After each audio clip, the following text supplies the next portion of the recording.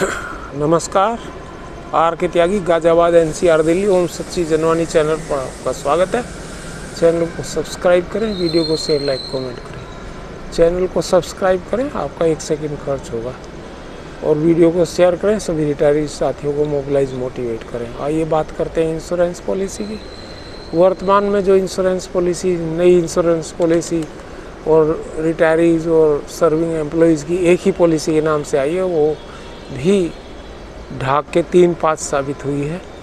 और AIBA ने पहले सर्कुलर इस तरह का निकाला कि पहले जो है उसको 4 लाख की बेस पॉलिसी का उन्होंने सर्कुलर निकाला, और सुपर टॉपअप का अब कल निकाला है। तो वो जो उन्होंने घटाया था, जिसको मिस्टर SC जैन UFBRO के कन्वीनर ये एडवर्टाइजमेंट कर रहे हैं कि हमने 47% कम करा।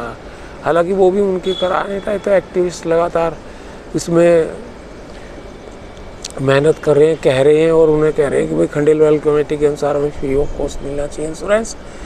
उसके आधार पे हुआ है। लेकिन हमने बड़ी चिट्ठियाँ पत्रियाँ करी हैं, लाइजन बना के बात भी की है, लेकिन बैक चैनल से भी बात की है, परंतु वो ढाक के 3-5 जीरो साबित हुआ और रिवर्स हो गया। वो पहले पिछले साल इन्होंने क्या कर रखा था कि 5 लाख के बाइफर्केशन में सुपर टॉपअप ले सकते थे। टॉपअप के नाम से था वो बाइफर, 1 लाख, 2 लाख, 3 लाख, 4 लाख। तो लोगों ने क्या करा कि बेस पॉलिसी तो 2 लाख की इनकी ले ली, और क्योंकि उसमें इन्होंने कैपिंग रखी थी, इस साल भी ज़रूर रखी होंगी ताकि वो टॉपअप भी निकाले। तो एक टॉपअप ले लिया तो वो इनको जो है फिर 55-60 लाख में 3 लाख की पॉलिसी पड़ रही थी। बाद में स्टेट बैंक्स की जो सुपर टॉपअप पॉलिसी है उसे लेकर के सस्ता कर लिया था। मैंने जो है 6 लाख इनकी ली थी। 6 लाख का वो करीबन 87-88 हज़ार था शायद, और बाद में सुपर टॉपअप का 3 लाख लिया था स्टेट बैंक का, वो 3 लाख का था, मतलब 6 लाख का था, वो 93 के करीब का था। तो अब के तो 1,01,000 देने पड़ेंगे। 60,000 का तो ऑफिसर को 60,000 का है, और अवार्ड स्टाफ को कुछ कम का है, उनका 4 लाख का है सुपर टॉपअप। तो जो 47% ये दावा कर रहे थे, वो जूं का तो उन्होंने उससे ज़्यादा रिकवर कर लिया, और पिछली बार से कम 10-20 हज़ार रुपये का ज़्यादा प्रीमियम उन्हें देना पड़ेगा हम लोगों को।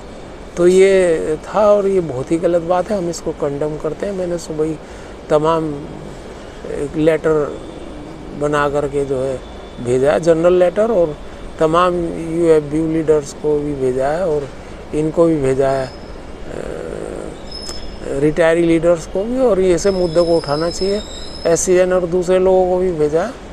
और हालांकि प्रेसिडेंट AIBRF ने मुझे मैसेज भेजा, मिस्टर देशपांडे ने, कि ट्रस्टवर्दी लोगों पर ट्रस्ट करते रहें। लेकिन हमें ट्रस्ट, और एक बार कांच के गिलास की तरह से ट्रस्ट होता है, एक बार ब्रेक हो जाए तो फिर वो आता नहीं है दोबारा से ट्रस्ट।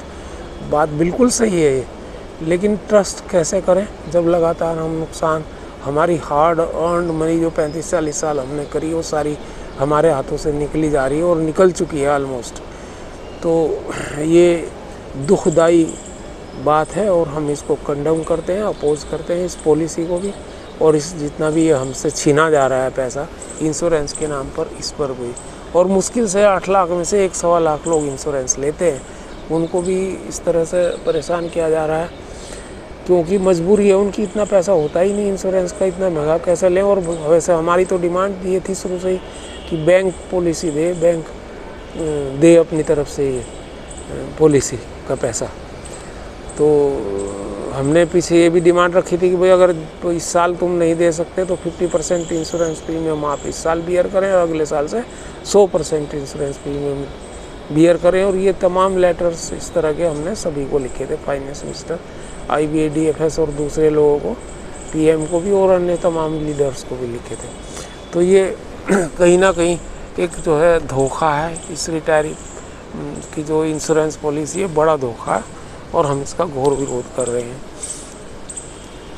और कुछ लोगों ने मुझे लिखा, मैंने सुबह ही बहुत सारे कम्युनिकेशन भेजे हैं लोगों को, सुबह ही 5:30 बजे मैंने उसे करके बनाया था उसे, और अब मैं इसको भेज दिए थे सुबह 6-7 बजे। कुछ लोगों का मेरे पास रेस्पॉन्स, उन्होंने कहा जी 70 साल के ऊपर तो हेल्थ इंश्योरेंस जो है आयुष्मान भारत का ले लेंगे।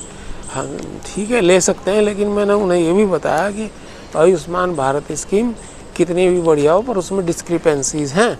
और पहली बात तो नंबर 1 तो वो जनरल वार्ड में इलाज करते हैं, चलो जनरल वार्ड में भी करवा ले आदमी, और नॉर्मली बैंक ऑफिसर्स तो जनरल वार्ड में नहीं कराते इलाज, उसमें दिक्कतें 10 तरह की रहती हैं, लेकिन चलो उसे भी करा लिया। फिर जो है उसमें जो अच्छे हॉस्पिटल हैं, जैसे दिल्ली का अपोलो हॉस्पिटल है, वो तो खैर उसमें जो है पार्टिसिपेट नहीं करता, मना कर देता है कि हम जो है छोटे शहरों में 3 टायर 1-2 शहरों में तो करेंगे इसमें पार्टिसिपेट, लेकिन भागीदारी हम इसमें नहीं करेंगे दिल्ली जैसे हॉस्पिटल में, शायद मद्रास में भी नहीं करेंगे, वो दिल्ली में तो कन्फर्म है कि नहीं करेंगे, वो नहीं है उसमें लिस्ट में। लेकिन जो बाकी भी हॉस्पिटल हैं वो ये कह देते हैं कि भाई हमारे यहाँ तो बेड नहीं है, और क्योंकि उनका पेमेंट नहीं करते टाइमली, पता नहीं कितना लंबा अभी पंजाब में जो है 600 करोड़ रोक रखे हैं उन्होंने, जो पंजाब की हॉस्पिटल्स एसोसिएशन उसमें बाइकआउट कर दिया, उसने हटा दिया अपने आप को, सस्पेंड कर दिया इससे, आयुष्मान भारत से, कह दिया कि हम नहीं करेंगे इसको क्योंकि हमारे पैसे नहीं देते तुम लोग, इतने लंबे टाइम तक, सालों तक इनके पैसे नहीं मिले, पता नहीं। और ऐसे ही हरियाणा ने भी इनको एक बार जो है ऐसे कह दिया था, वहाँ के हॉस्पिटल से मना कर दिया था, हम इसका इलाज नहीं करेंगे, हम इसमें पार्ट नहीं बनेंगे।